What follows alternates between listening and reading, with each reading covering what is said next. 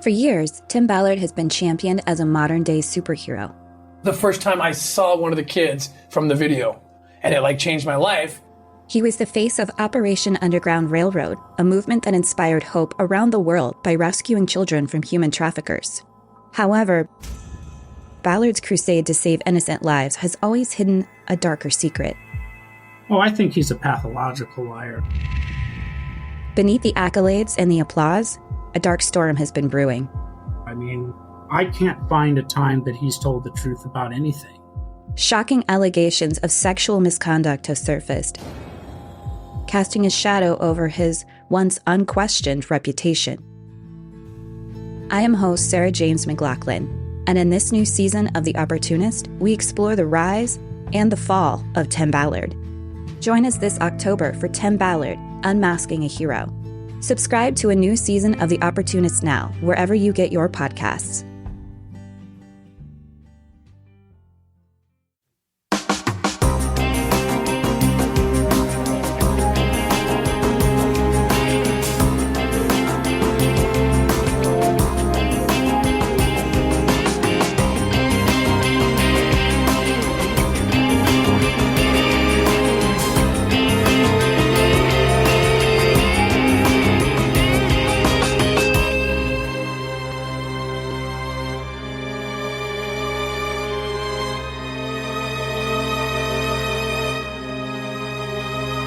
Hello, everyone, and welcome to episode 388 of the True Crime All the Time Unsolved podcast. I'm Mike Ferguson, and with me, as always, is my partner in true crime, Mike Gibson. Gibby, how are you? Hey, I'm doing okay, mate.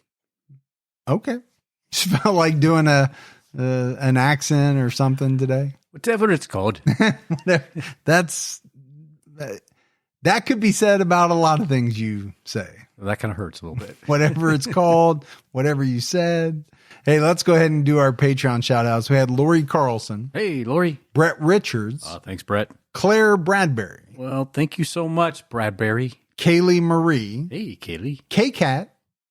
Almost like T-Cat, but Almost. K-Cat. Yeah. Kitsune. Hey, Kitsune. K. Mose. Hey, K. Amber. Well, there's Amber. Gabriel Callender. Calendar. Jennifer Davis. Hey, Jennifer. And last but not least, Candace Cotton is back with us at her highest level. Well, about time, Candace. I know, we missed her. She's back with us on Patreon. Yeah, I love it. And then if we go back into the vault, this week we selected Jamie J. Hey, Jamie.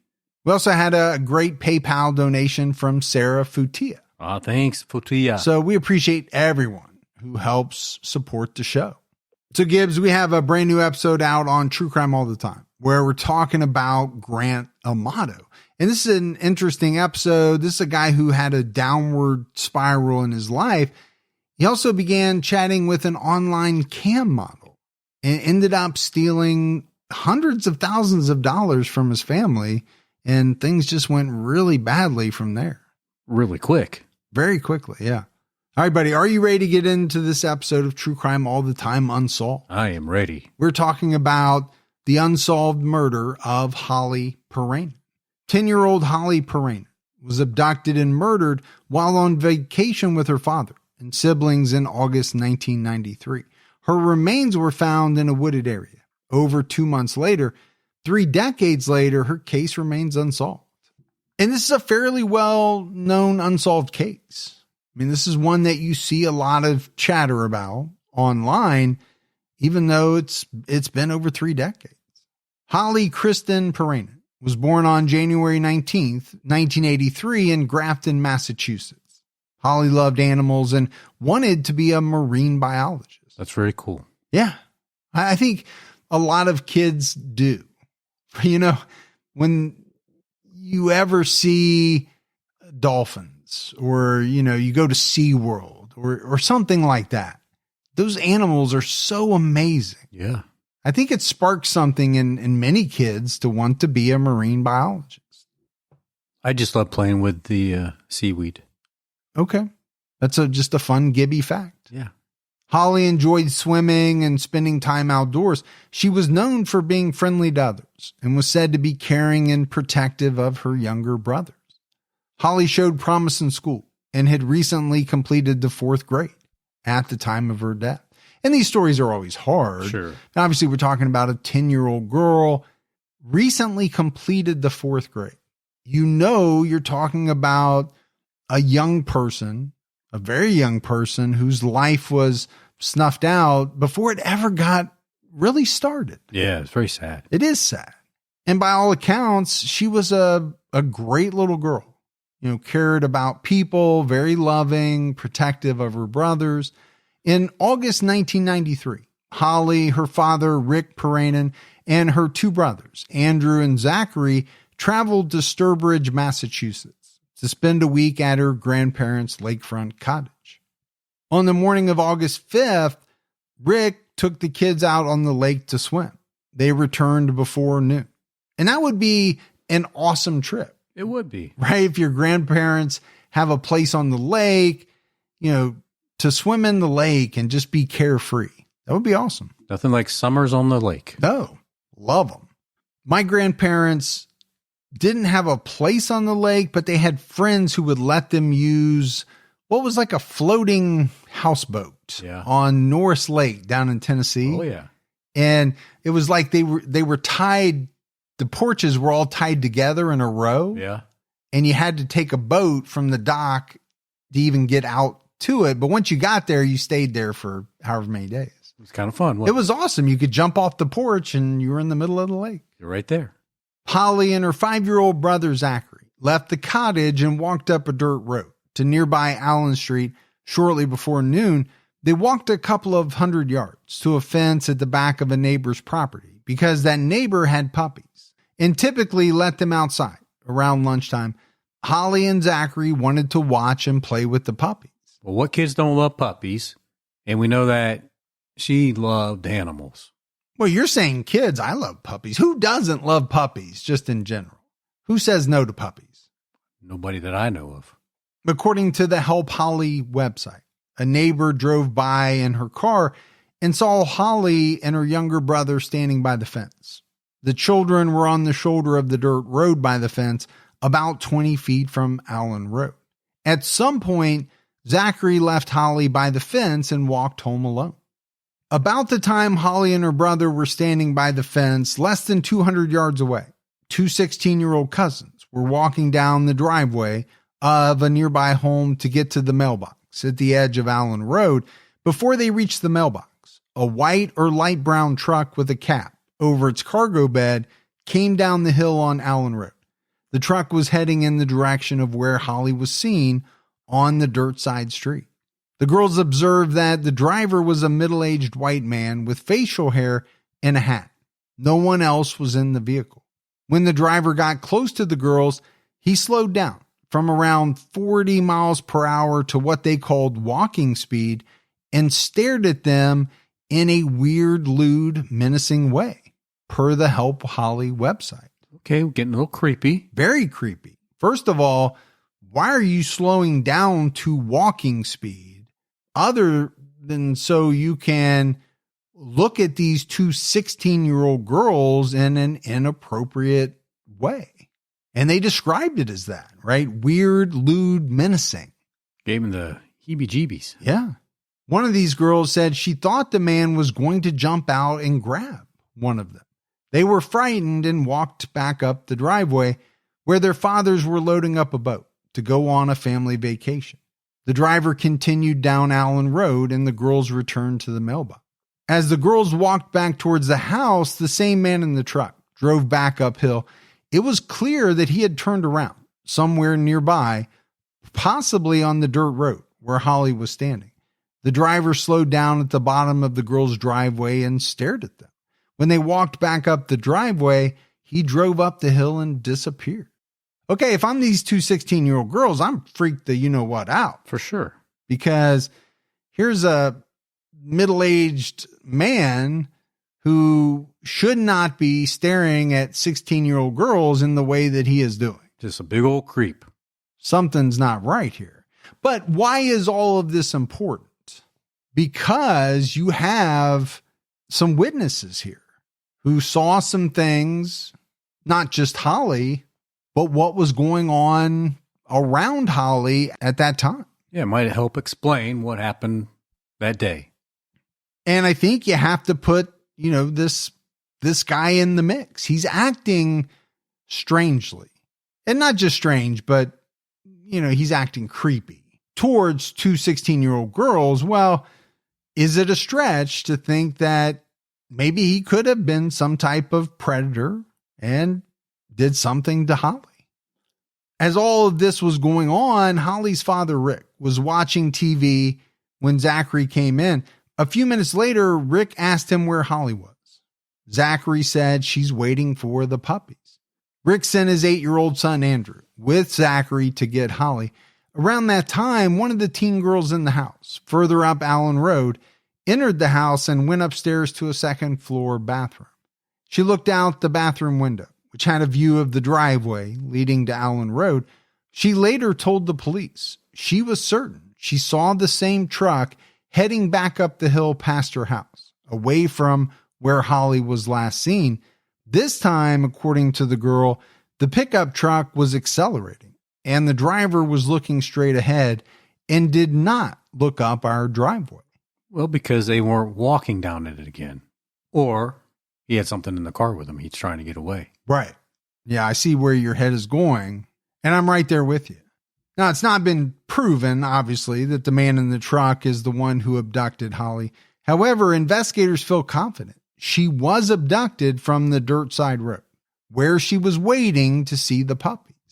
And I think it's why it's so important, this description of this man and what these two girls said about how he was acting.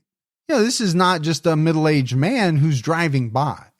That would still be putting him in the area. But when you're slowing your truck down from 40 to, let's say, 5 miles an hour, just so you can get a better look at these two 16-year-old girls, that ups the creep factor.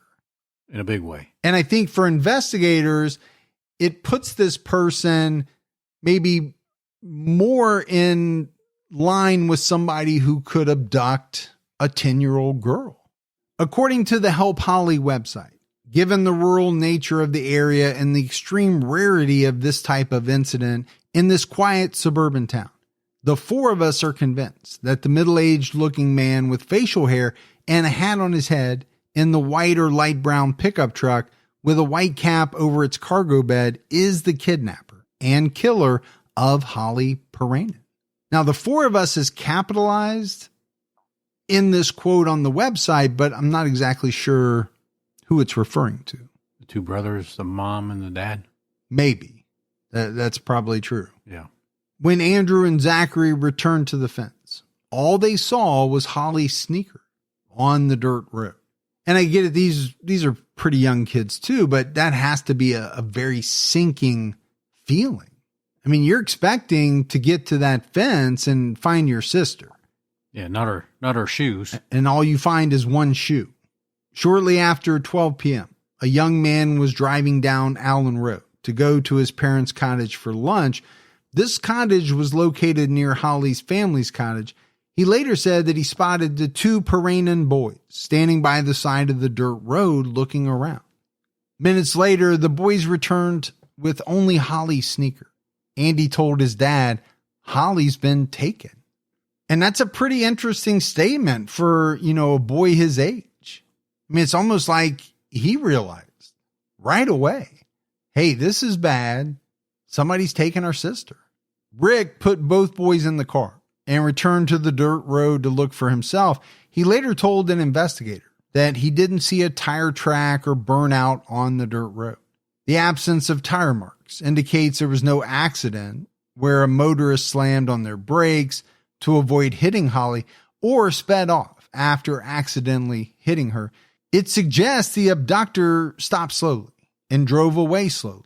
One of Holly's sneakers most likely came off during a struggle with the abductor. And that makes sense. All of that does make sense to me. Now, it's all theories, but I think it's grounded in some facts, right? If that makes sense. We know there was just one sneaker there. Why was there only one sneaker? So at this point, your anxiety level is headed up. Oh, it's through the roof. Yeah. Yeah, if you're the family. Rick went to the house with the puppies to ask about Holly, but she wasn't there. He then drove the roads in the immediate area to look for Holly, but couldn't find her. He returned to the cottage to call 911 and report Holly missing around 12:30 p.m. So, he did some searching, but it wasn't that long. And I kind of get that. I feel like you would want to call the police sooner than later. So you're going to take a quick drive just to see if you can spot her quickly, but you want to make that call on 911. You want to get police in motion as fast as possible. Well, we know every minute counts. Oh, yeah. In an abduction case, absolutely. The police arrived within minutes, began searching the neighborhood, houses, sheds, and the lake and nearby woods. A helicopter circled the area, and tracking dogs were brought in.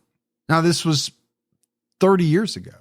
If this were today or within the last 5 years, we'd probably be talking about drones. Sure would be. Because that's something that's come up in a lot of our recent episodes. The search lasted days, but was unsuccessful. A kidnapping investigation task force was created to man phone lines and accept tips. Other teams canvassed neighborhoods and followed up on leads generated from the tip line. So you can picture this operation, right? Everything came together pretty quickly, started quickly, and they put together a task force. They've got a tip line. They're all in. Yeah. In trying to find this 10-year-old girl, as they should be. I think as a community, you're probably scared. When the news comes out that a 10-year-old girl is missing, yeah, I think it frightens everyone. Number one, you're frightened for this girl.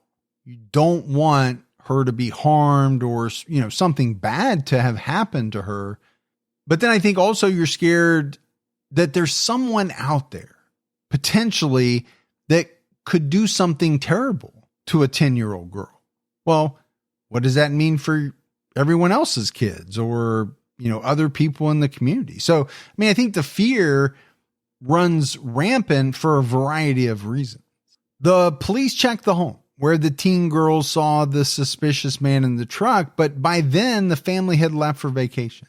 Holly's picture was distributed nationally after her disappearance. Her case was featured on America's Most Wanted, and her picture was distributed on milk cartons in the Northeast. The old milk cartons. Yeah. I remember that vividly. Sure. Yeah. And I always thought that was a little scary as a kid. You're sitting there eating your Cocoa Puffs, pouring your milk, and you're reading about these kids who are missing. Yeah. I get it. It was a great way to get the information out. It was. But as a kid, it was a little scary. Especially at school when you had your chocolate milk. Oh, no, I didn't remember them being on the little small individual ones. Yeah, they were on mine. I just remember them being on the bigger ones. Yeah. But now we've also talked about cases being featured on America's Most Wanted. And I think, it's just part of the reason why this is probably a bigger unsolved case. Yes. Anytime, you're featured on something like that, it's a lot of eyeballs on that show back in the day. A lot of people watched it. It was a fairly popular show. Yeah. On October 23rd, 1993, 79 days after Holly went missing, 5 hunters and their dogs in the woods off 5 Bridge Road in Brimfield, Massachusetts, found the skull and partial skeletal remains of a child. The police found a small t-shirt, dungarees, and 1 sneaker near the remains, which were identified as Holly Piirainen. She was found several miles from where she was abducted. You want to know how to bring down a hunting trip? Find the remains of a young child. Yeah. But you think about the family. 79 days of wondering where your daughter is, your sister. And then the culmination is these hunters finding her remains. I just cannot imagine what the family went through and then what it would be like to receive the final notification that, yes, they've identified these remains as Holly's. Yeah. Sometimes I wonder, as somebody in the search party, do you feel like we just didn't search far enough. We didn't look hard enough. And can you ever look and search far enough? Well, I mean, I think we are talking about a pretty rural area. So a lot of woods, right? If you've got hunters out there, it's got to be fairly rural. You're not shooting in a neighborhood. So, I'm sure there are many cases where no matter how many people you have out searching, can you cover enough ground? And a lot of times, no. Because how many times have we talked about remains being found by hunters? And it's just accidental. They just happen to be out in an area that either wasn't searched or nobody would really go unless they were doing some activity like hunting or hiking. Yeah. An autopsy and forensic examination established that Holly's clothing was removed. She was assaulted, murdered, and left in the forest. Wow. And that's heartbreaking. It is. I mean, there's no two ways about it. But Holly's case went cold. And then advancements in DNA testing led to significant developments over the years. There have been a few men linked to Holly's case over the years. During a press conference in January 2012, Hampton DA Mark Mastriani announced that forensic testing linked a man named David Pouliot to the crime scene where Holly's body was found. 49-year-old David Pouliot died in August 2003 from congestive heart failure and hypertension with diabetes and cocaine use, listed as contributing conditions. His obituary states that he died at his mother's home in Springfield. Pouliot worked for the city's Parks Department as a union carpenter. He was also employed by the State Department of Youth Services Juvenile Detention Center in Westfield. Pouliot was a Coast Guard veteran and served during the Vietnam War. He was also described as an avid fisherman and outdoorsman. Pouliot frequented Brimfield, Massachusetts, where Holly was found, to go hunting and fishing. He was arrested in 1999 after the police saw him purchase cocaine and snort it in the driver's seat of his truck. But other than this, he had no real record of violent or sexual offenses. Just a little bit of drug use. The DA didn't elaborate on what evidence linked Pouliot to the case. However, he said, per Mass Live, the nature of the item shows that either Mr. Pouliot or people associated with him were in this immediate area at the time relevant to Holly's disappearance and the finding of her remains. That's pretty vague. It is very vague. But again, how much can they, lay out on the table during a press conference? Mastriani said the testing provided an indisputable link to Pouliot. Now, I get it, indisputable in that whatever item this was had his DNA on it. Yeah. I think that where the question comes in is, how does this item prove that he abducted and killed Holly? And that's what the DA didn't lay out. Right. The evaluation of the nature and character of the unspecified evidence, as well as the specific area where it was found and its condition, led to the determination that it is significant evidence. That's what Mastriani said. The evidence was found in close but not immediate proximity to Holly's remains. So a potential piece of something from a hunter that visited the area a lot had some of his DNA on it, which could have been anything. Now, the DA did emphasize that Pouliot was not a suspect in the murder, and it would be irresponsible to put that label on him. So he's linked to the case, but not a suspect in the murder, which I think, back to your point, what does it mean that an item that was found in the area had his DNA on? Investigators are seeking information about David Pouliot on the day of Holly's abduction and the period of time surrounding the crime. Pouliot didn't have any known connection to Holly's family and would not have any reason to know she was in Sturbridge on a vacation. I think anybody that had anything to do with her disappearance was random. Yeah, I would lean towards that as well. I mean, she's not at her home. She's not outside of her home. She's at a family cottage.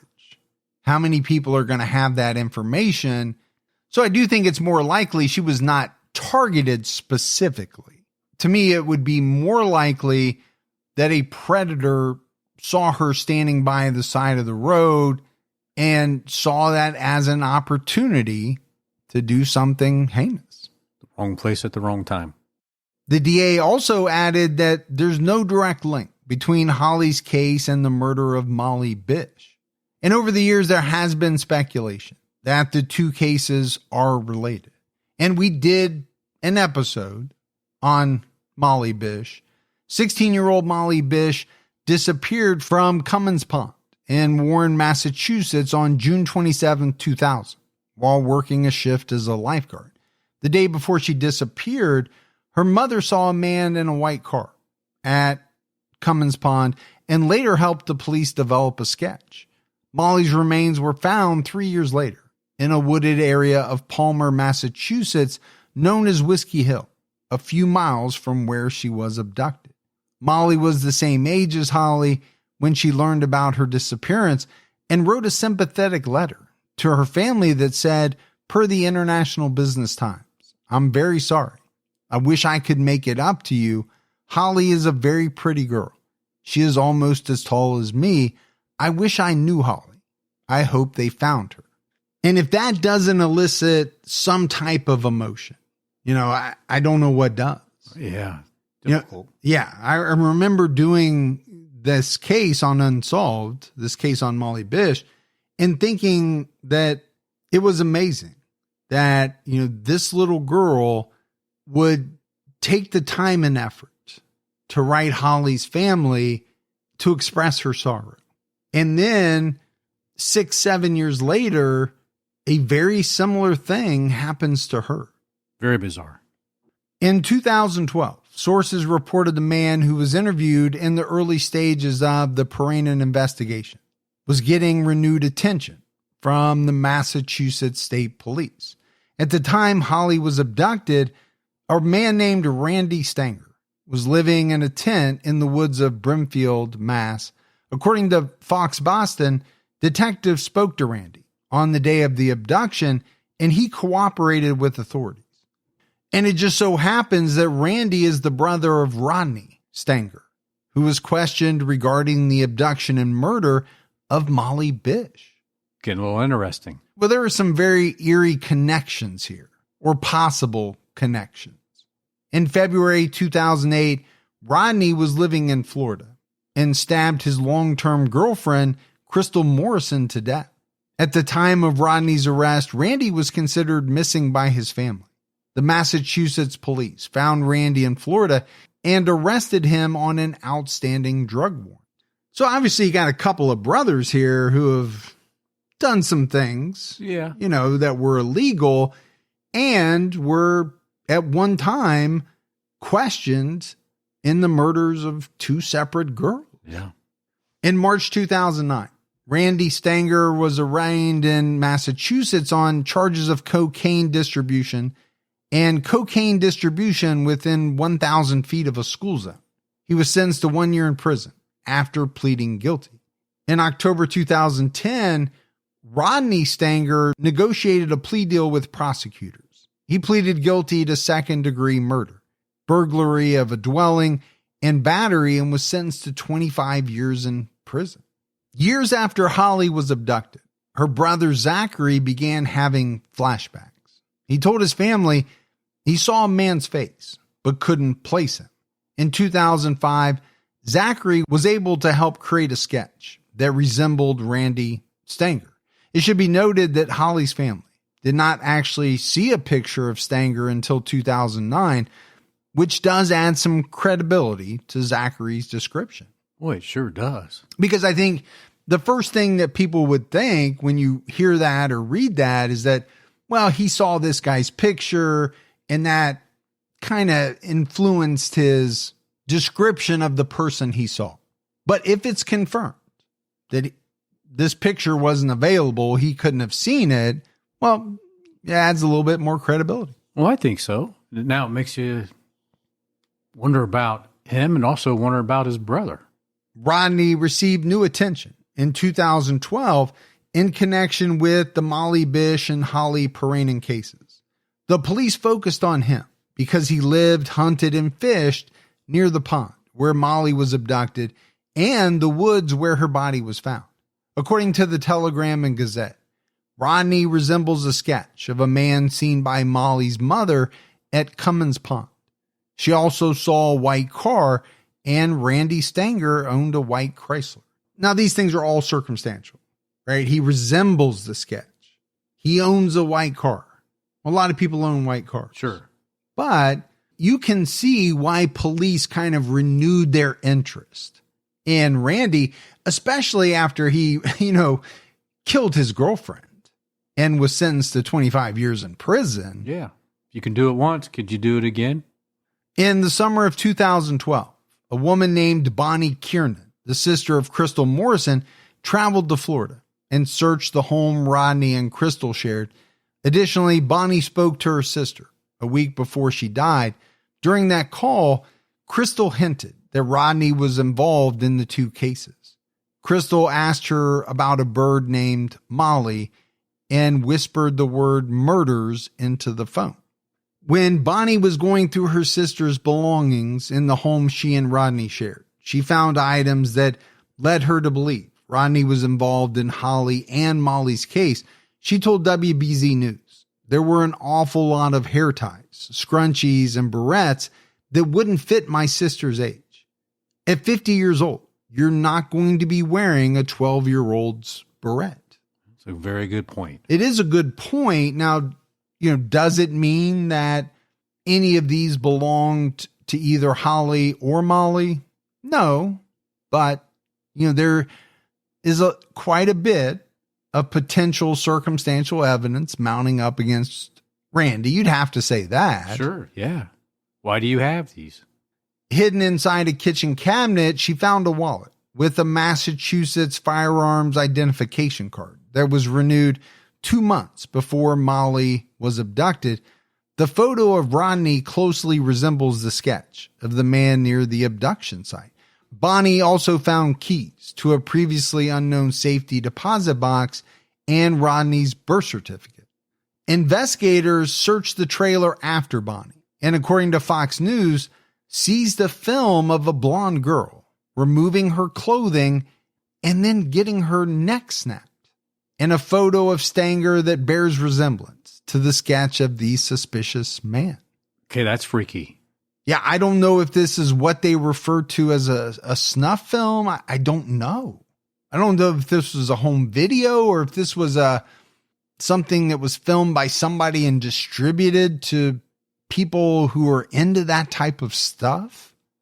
Either way, if you're in possession of something like that, there's something wrong with you. Yeah, absolutely. You got some problems. You're into some sick stuff.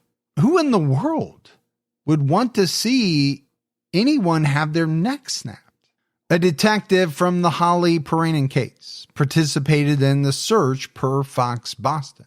In 2011, private investigator Daniel Malley informed investigators that a man named Gerald Battistoni raped the daughter of a woman he was dating in the early 90s. She told investigators she was raped up to 100 times. In 2011, Battistoni was convicted of 4 counts of rape and abuse of a child. He was sentenced to 10 to 12 years in prison. Seems pretty light. Yeah, I get it. He was convicted of 4 counts of rape, but also abuse of a child. I mean, that does seem light, man. I'm just going to say it. Now, she claimed and told investigators she was raped up to 100 times. Sickening. 52-year-old Battistoni died in prison in November 2014. According to the private investigator, Battistoni once lived in Palmer, where Molly Bish was found, and was a confidential informant for the police. The victim in the rape case was living in Warren, Mass. around the time Molly was abducted and murdered. Battistoni was familiar with the Whiskey Hill area and used the road to travel between Warren and Ware. PI Daniel Malley also learned that Battistoni could be linked to the area in Sturbridge, where Holly Piirainen was last seen. Her remains were found in Brimfield, close to an area where Battistoni had been. Never fails, when we do these cases, that you find multiple bad individuals in the area. Yeah, multiple people who did some really horrible things, but also then are being connected in these unsolved rapes and murders. Is it that hard to think that somebody who was able to do something like Battistoni did could possibly be involved in Molly or Holly's case, or maybe both? Yeah. No, he was convicted. Right. Of 4 counts of rape and abuse of a child. That's probably the type of predator that would have done what they did to these 2 girls. And I mentioned that Battistoni died in prison after news outlets reported on Malley's work. Battistoni cut his throat. The source revealed he was troubled by the reports. Well, why would you be troubled by the reports? Unless you had something to do with what was in the reports? Yeah. Daniel Malley said in 2011, is quoted by Mass Live, "I have a lot of information that links him to both areas. He is a convicted child rapist of a young blonde girl with similar features to Holly Piirainen and Molly Bish." Well, sounds like his MO. Yeah, and obviously this private investigator thinks that, he definitely could be involved.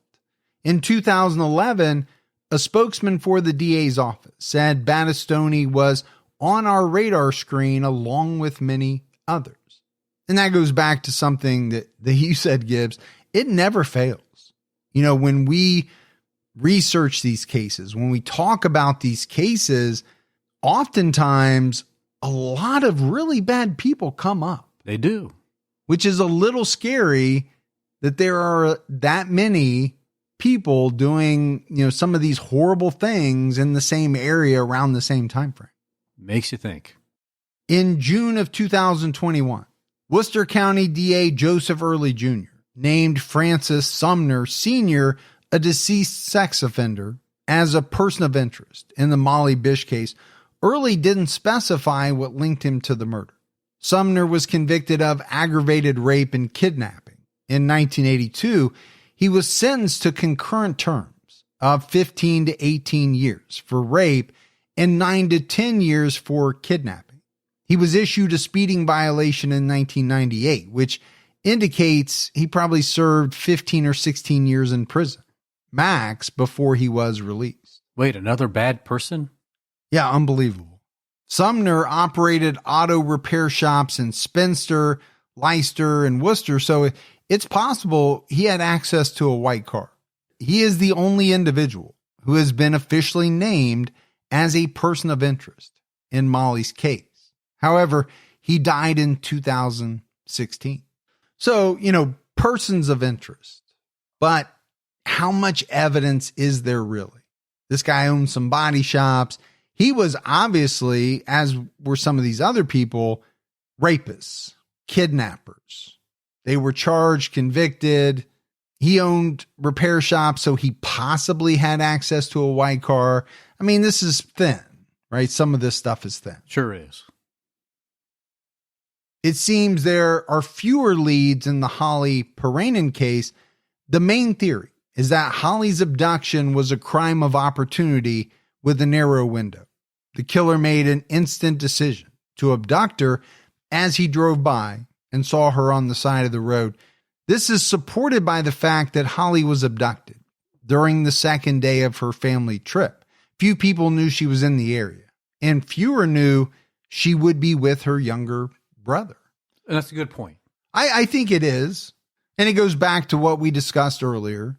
A crime of opportunity seems most likely. I don't think Holly was targeted. I don't think, somebody drove from her hometown to where this cottage was to abduct her. Right. I think somebody saw her on the side of the road and, as the theory goes, quickly made the decision to abduct her. The Hampden County DA said it's possible the killer saw Holly earlier in the day. He might have been familiar with the neighborhood and could have been watching her. And that's always a possibility as well. In October 2017, authorities renewed calls for the public's help in solving Holly's murder. The police and family gathered in Brimfield to announce a new tip campaign called Hope for Holly. Witnesses had recently come forward to identify persons of interest in the area at the time of the abduction. Investigators were also revisiting potential suspects that popped up in the first 30 days of the investigation. So they're still active on this. Yeah, and they're going back and they're talking to people that they had talked to, many, many years ago. In October 2020, a source told Boston 25 News that a body was exhumed in Hampden County that could be connected to the Piirainen investigation. The body belonged to a man, but the source couldn't reveal much else. During a press conference on February 1st, 2023, Hampden County DA Anthony Gallooni appealed to the public for information about Holly's murder. The DA specifically asked for help identifying the owner of a tank top found near Holly's remains. Gallooni showed the public a white tank top with the word Boston printed on it in blue, purple, and pink lettering. Investigators are asking anyone with information about the top to reach out to law enforcement. Makes you wonder why they waited so long to ask for that type of help. Yeah, because you are talking about 30 years. Doesn't it seem more likely that, if they had this tank top in 1993, there was someone out there who would have been much more likely to have had information about it? Yeah.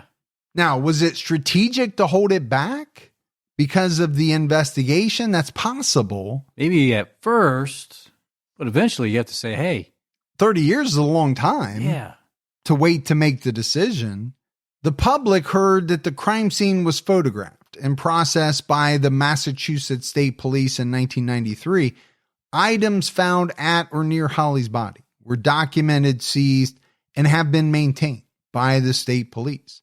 Evidence has been continuously reviewed for 30 years and identified for forensic analysis. So it does sound like they have had a number of items from the very beginning, including this tank top with the word Boston on it. Why the decision to go public with it was made, after 30 years, I don't know. I could see in the very beginning that it's, part of the investigation. You hold some of those things back to help nail down a suspect. But like you said, after a certain amount of time, maybe you want to lay a few of those cards on the table. Yeah. Leak it out there or put it out there and see what comes back. You don't have to leak it. No, just put it out there. In 2022, several items documented in 1993 were identified for further forensic testing. One of those items was the tank top. So DNA, right? Yeah. And it's interesting because 1993, very early on in DNA analysis. Now, what we don't know is whether or not these items were tested as the years went by and advancements in DNA came about. We don't know that. Right. We know in 2022, some items were identified for further forensic testing. And obviously DNA testing had advanced significantly in the 30 years since. But when it comes to this top, it doesn't have any tags on it. There's no size information. Prosecutors want to learn who owned it, where it was sold, the manufacturer, and any association it could have to Holly's murder.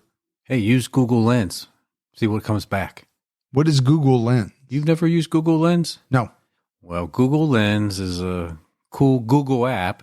Mm-hmm. It's on your phone. You tap the little camera thing, take a picture of whatever you want to know what where it's from, where it was made, whatever. Oh, really? And it'll take a picture of it and it'll come back and tell you. Okay. So I learned something from Gibby today. Not on everything, but it's pretty good. Pretty good. Now, when I heard about this top with the word Boston on it. Yeah. Now, we're in Massachusetts. Obviously, Boston is a big city in Massachusetts, but there's also the band Boston. Well, that's true too.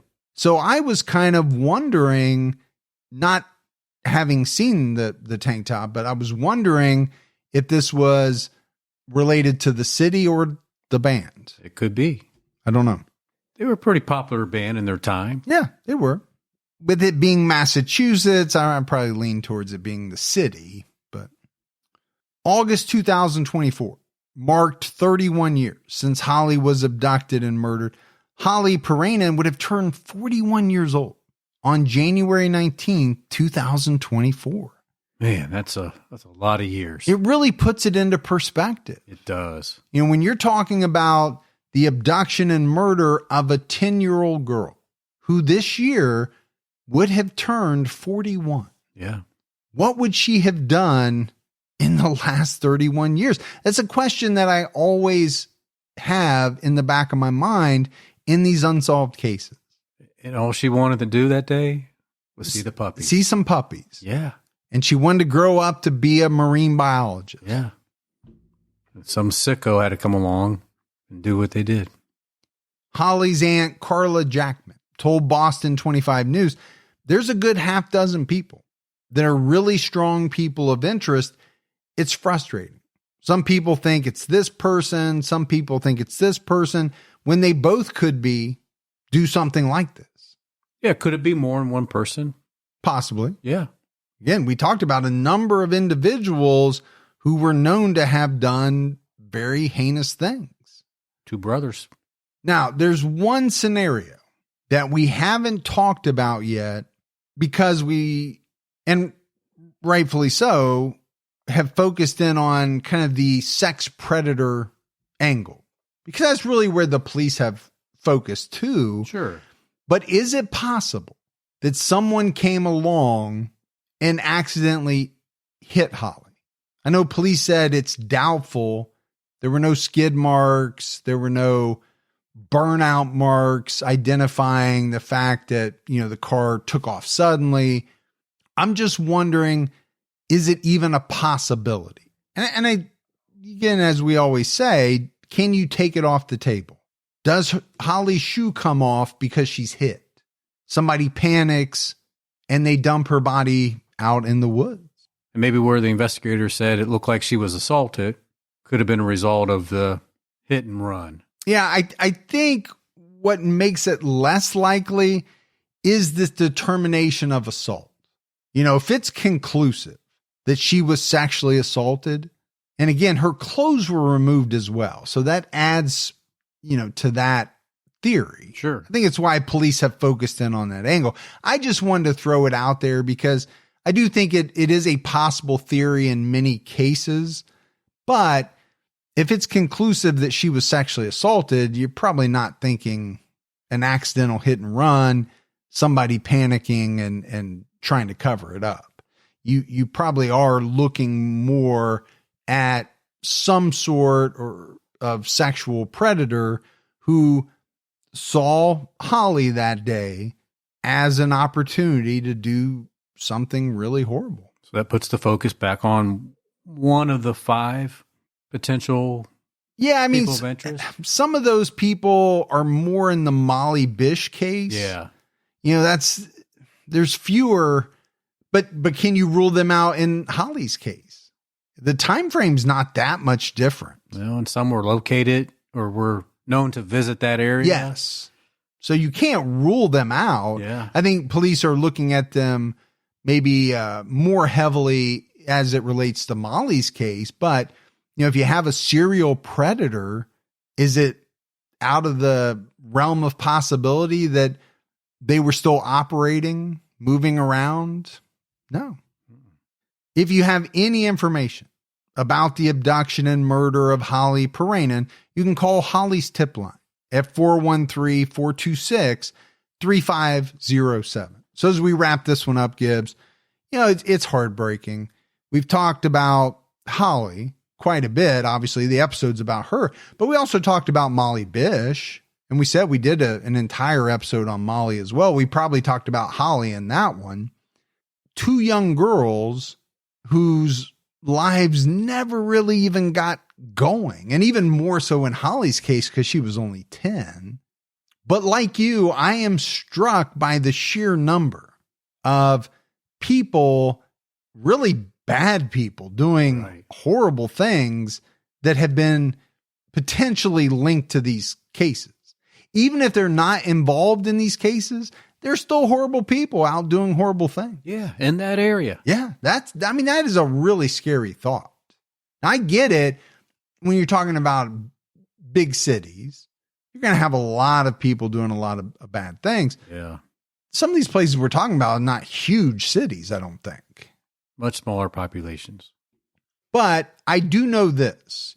Both cases, Holly's case, Molly's case, these are cases that a lot of people pay close attention to, have scrutinized over the years, and really want to see solved. And the one thing, especially in Holly's case, I can't remember everything about Molly's, but they have some evidence. Sure they do. And potentially DNA evidence. We'll have to wait and see. Now, you do wonder why it's taken the amount of time it has to test some of these things. Maybe they've already been tested. I don't know. Well, that's true. It also said that they were identified for testing in 2022. Okay, we're 2 years later. So either they didn't find anything or they did, but it was nothing that they could report on. So if they didn't have anything at that time, do you think it's because they just didn't have anything? Or you think maybe they're holding on to it for any number of reasons? Yeah, we don't know. See, and that's the thing about some of these cases, that it's not like the police immediately, hold a press conference or, run and tell a reporter so that it can be put out in the paper. They could have gotten back DNA results, but not gotten a match. And so maybe they didn't want it out in the paper. Maybe they don't want to disclose that they have DNA. Maybe they don't want to scare away the person because they think they may still be living in the area. There's so many facets to these cases and the police work that, goes on behind the scenes that we're just not privy to. Yeah, that's true. So we can speculate, we can theorize, but at the end of the day, we don't know until they actually tell us. And I think that's part of the frustration in some of these. Yeah. But I do believe, even though it's been many years, I have a feeling this is going to be one of those cases that we hear about in the near future that's been solved. Maybe it's through genetic genealogy. Because if you actually do get a DNA sample, but there's no database match, that's where genetic genealogy can really come in handy, because you can use that to possibly identify someone in the perpetrator's family tree. Yeah. And then narrow your way down to them. Maybe it'll turn out to be one of these individuals that we've talked about. A lot of times it's someone that is completely off the radar. Police have never identified, but I have a feeling that this one will be solved, and I hope I'm right. I hope you're right too. But that's it for our episode on Holly Piirainen. We got some voicemails. You want to check those out? Let's hear them. Hey, I just listened to your Unsolved episode about Chance Engelbright was his name. And did anyone think that perhaps walking on the road in that kind of weather, he was hit by a car? And it doesn't necessarily mean someone's a criminal, but I could see someone just justifying throwing his body in the car in the back of the truck and dumping it way far away where there's no chance that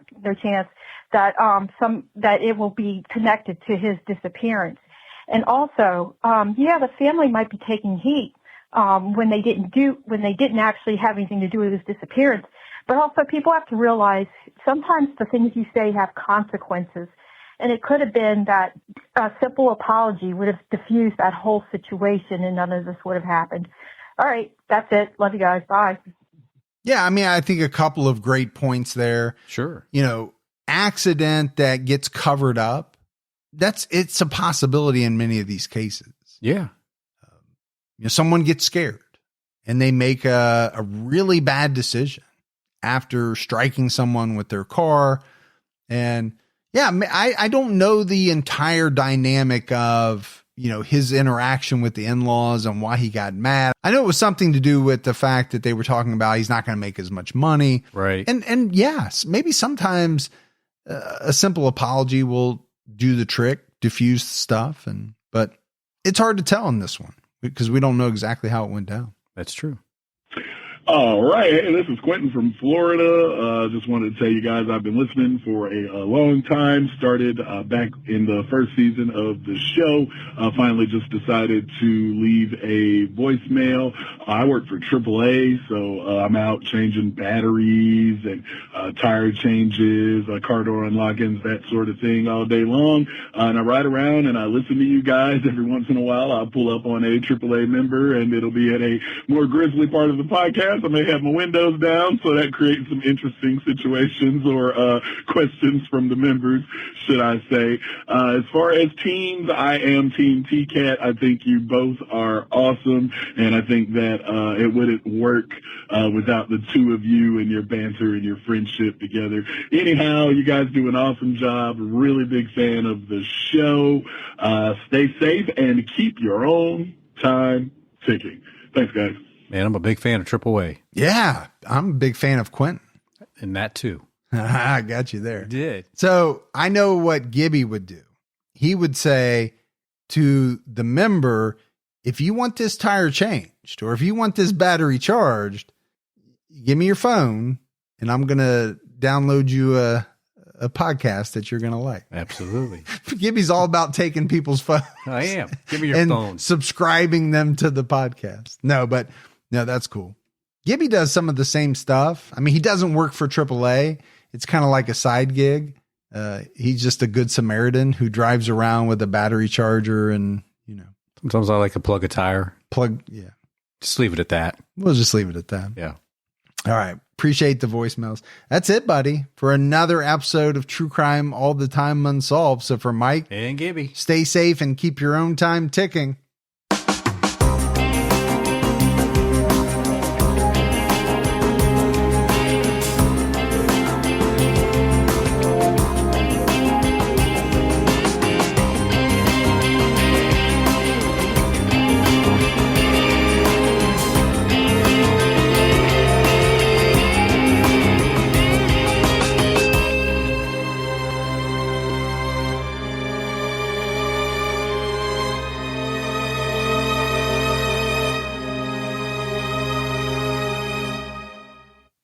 Pluto TV is a place for movie fans, like me. And TV fans, like me. They've got something for everyone, and it's free. I love free, and I love Jersey Shore. For me, it's The Godfather. SpongeBob SquarePants, I am Patrick.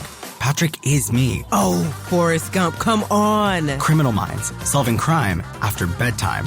Whatever you love to watch, Pluto TV makes it easy with thousands of free movies and shows. Pluto TV, stream now, pay never.